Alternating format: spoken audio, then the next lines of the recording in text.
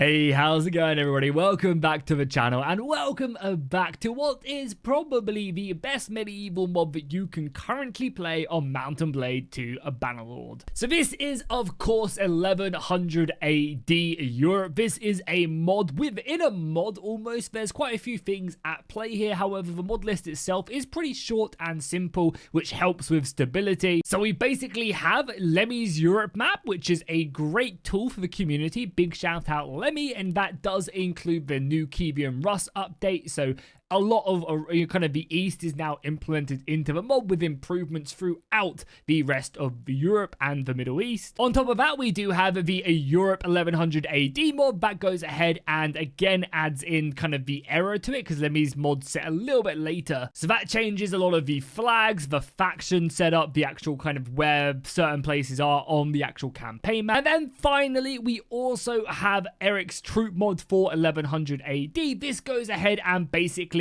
brings the era down slightly to, I think, 1019, and also adds in a ton of extra equipment from the expanded Bannerlord armory. And all of these mods work in perfect harmony to create a really fun experience, and one that you have to try out for yourself whilst you're waiting for 1.2 to finally release. So as you can see, there are plenty of cultures to play from the beginning of the game. None of these really provide you with any certain bonuses or negatives. It would actually be really cool if a modder went through and kind of added different things for each of the factions, which would be very nice. But they have very snazzy pictures which look good, and again, you can kind of just pick the ones you want. This is going to really just dictate where you start on the map. For example, if I was to choose the Italians, I would start, obviously probably pretty close to Rome. Then when you dive into the actual campaign map itself, you can go ahead and see that basically every single coat of arms has been changed, and we're also using another submod that goes ahead and implants all of these sigils onto shields, banners, armors, and all that lovely stuff. So the actual individual duke you're fighting for and his soldiers will actually have their own unique armors and stuff, which is just super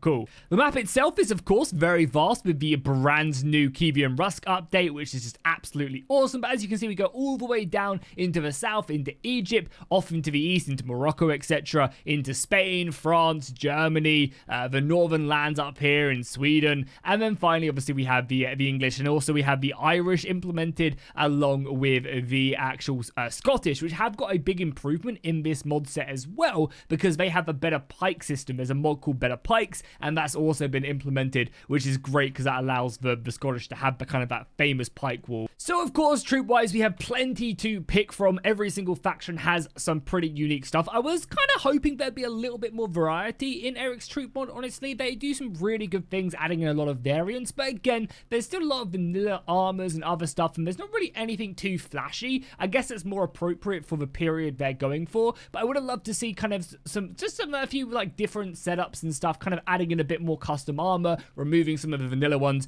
But nonetheless, they look great, and the unit trees themselves are pretty awesome. The English, of course, get access to the longbowmen, with again some pretty heavy cavalry as their noble unit, which is always cool to see. If we jump over again to say the Spanish, you can see some of their different units as well, kind of implementing that different vibe in it as they're fighting a very different enemy. Again, their units are great, with their infantry being more focused around the skirmish capability. So you have the heavy cavalry, and then you go ahead and throw in some pretty decent infantry, not as heavily armored as, say, the English or the French, but have their access to a ton of extra javelins that will rip through armor and shields alike. And again, with some pretty good skirmisher cavalries, you can already see that different playstyle running in. And I even believe that they do actually have some holy units as well to go with that. I guess their noble unit maybe, which again looks really cool. I think they're in here somewhere. I don't actually know whereabouts you get them from, but still cool nonetheless. I think there's even been some custom troops added in as well for some of the Portuguese side things. Yeah, there you go, boom, right there. You got some kind of Portuguese variants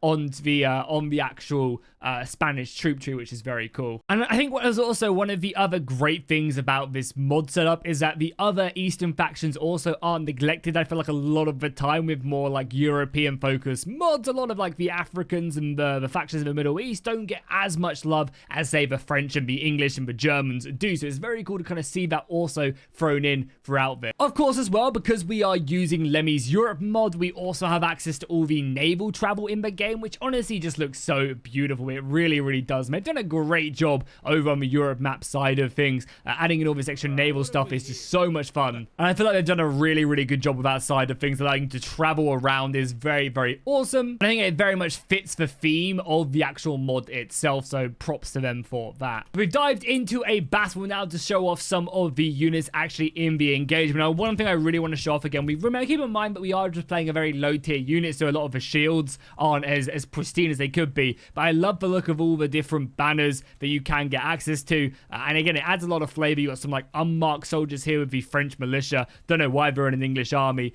but they are. Obviously the crossbowmen right here as well. Yeah, again, because we're playing Duke Normandy, of course, we're playing William, so that's probably why he has some French men in his army. That does make sense. You can see the cavalry here. Again, I would love to see them add some of the medieval campesins as well. There's a really good mod out there which could definitely get implemented into this one. Something as well to keep in mind as we push our way forward and the soldiers do push forward in a very aggressive manner is this mod is also completely compatible with RBM, which is great. So for those of you, again, who want to look for a bit of a challenge in 1.1.2, again, this is a great mod for that. RBM is a great addition, makes battles last longer, makes battles way more interesting. Obviously has a posture system as well, which the AI and the player both have to deal with, but still really cool nonetheless. And you can get a nice little look at some of the units here, close-ups right there, a lot more of the kind of medieval padding and other equipment, which is, again, super, super cool. I think if you add in some banners here, it would be great. There's a lot of great banner mods, which honestly, I should have implemented in this video, but I didn't, so I guess here we are. But yeah, I think adding in some banner mods as well would be great. I think it's completely compatible with stuff like Vexillum and Bear My Banner as well. So their mods are great additions to any player who looks just to spice up. I think adding in something like Dismemberment as well would be great for these medieval battles. And honestly, I just think this is a great addition to the game. Definitely a mod if you're looking for a medieval age mod, but there's none really out whilst we're waiting for stuff like In the Name Jerusalem 2 and a few of the other ones that are heavily in development. This is a great mod set. As I said, I'll leave a link to my mod list that I've currently got running right now on your screen so you guys can check it out for yourself. But I highly recommend adding in stuff like Dismemberment Plus, as I mentioned. Very cool banner mod, I think, would be perfect. And going forward, I would really love to see some more differentiation between some of the generic factions. Like, between England and France, I feel like a lot of their units are very similar. So it would be really cool to get some more specific units, even though they do actually have different unitaries. I think it would be great if they just added in some more custom units. Like, maybe every single faction gets a very cool, unique, special unit that's only special to them. That would definitely make the playthrough way more exciting. Nonetheless, they've done a great job. Like, as I said, every single faction leader has been completely changed up, which is great. You got like the Pope, we come down here in the north, you've got different units and leaders commanding. I mean, again, look at Al-Masu, who looks absolute badass right there. They've done a great job with all the different faction leaders and the people in command. This must have taken a lot of work. But yeah, as I said, like, look at that. Like, the cape is dope, but the English and the Spanish, kind of their generals have the same armors and stuff. It's just a little bit, differentiation I think would be very, very cool nonetheless. But this is definitely a mod worth checking out. If you guys want to see maybe a little bit of a mini playthrough on this, drop a like and a comment down below. And let's say if we hit, I don't know, 350 likes, I'll definitely consider going ahead and doing a bit of a playthrough. That being said, hopefully you guys enjoyed. Let me know your thoughts down below in the comments, and I'll see you guys in the next one.